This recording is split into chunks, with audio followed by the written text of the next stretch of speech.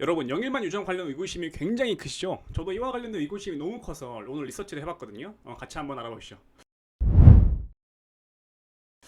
최근 정부는 우리나라 동해 영일만 앞바다에 최대 140억 배를 달하는 석유와 가스가 매장돼 있다는 가능성을 매우 높다는 결과를 발표를 했어요. 사진을 보시면 여기 팔강구 쪽 지역 보이시죠? 여기 지역에 천연가스가 29년치, 석유는 4년치 정도 쓸 수 있는 양이 있다고 합니다. 정말 어마어마한 양이죠. 우리나라도 드디어 산유국이 들어가나? 라고 할 정도로 큰 이슈인데요. 다만 논란이 있습니다. 최근에 미국의 시초회사 액티지오의 논란이 굉장히 크고요. 거기서 빅토르 아부에로라는 고문은 한국에서 열린 기자회견에 참석했는데 동해 영일만 심해가스에 대한 분석 결과를 발표를 했습니다. 크게 세 가지를 발표를 했죠. 이거 관련된 포인트를 좀 알아볼게요. 핵심은 뭐였냐면요. 분석 결과 금세계 최대 석유 개발 사업인 남미의 가이아나 광구의 110억 배럴보다 더 많은 다원량을 보유하고 있고 더 뛰어난 질을 보유하고 있다고 합니다. 사진 보시면요. 가이아나라는 나라는 여기 베네수엘라 옆에 위치해 있는 작은 나라입니다. 앞에 보시면 바로 앞에 스타브럭이라는 광구 동그라미 표시 보이시죠?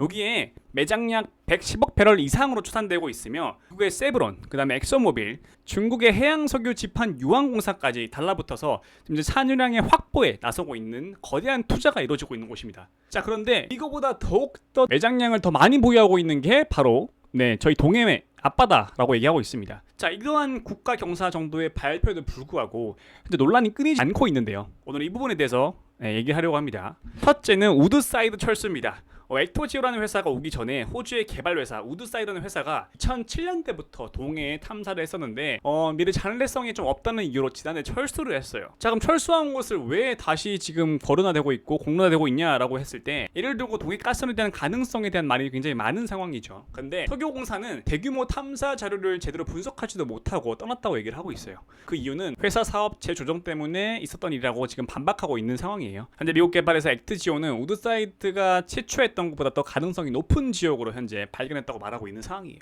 솔직한 심정으로는 어떤 게 진실인지 모르겠습니다. 그래서 한번 지켜보시죠. 도대체 뭐가 진실인지. 이 시장에서 첫 번째 우드사이드 철수에 대한 의구심이 컸었고요. 두 번째는 액트지오사의 실체입니다.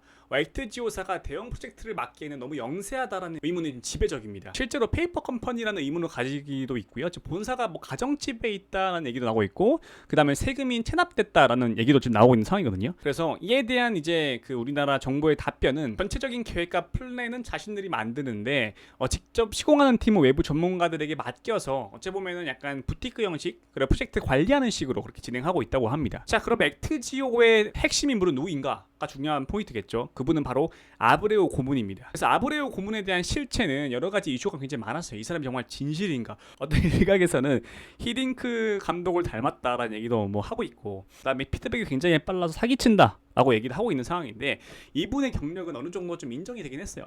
미국 석유기업 엑슨모빌에서 임원으로 퇴직한 이후에 컨설팅 회사를 좀 시작을 했고, 그 다음에 미국 석유업계에서 약 40년 일을 하셨던 분이라고 합니다.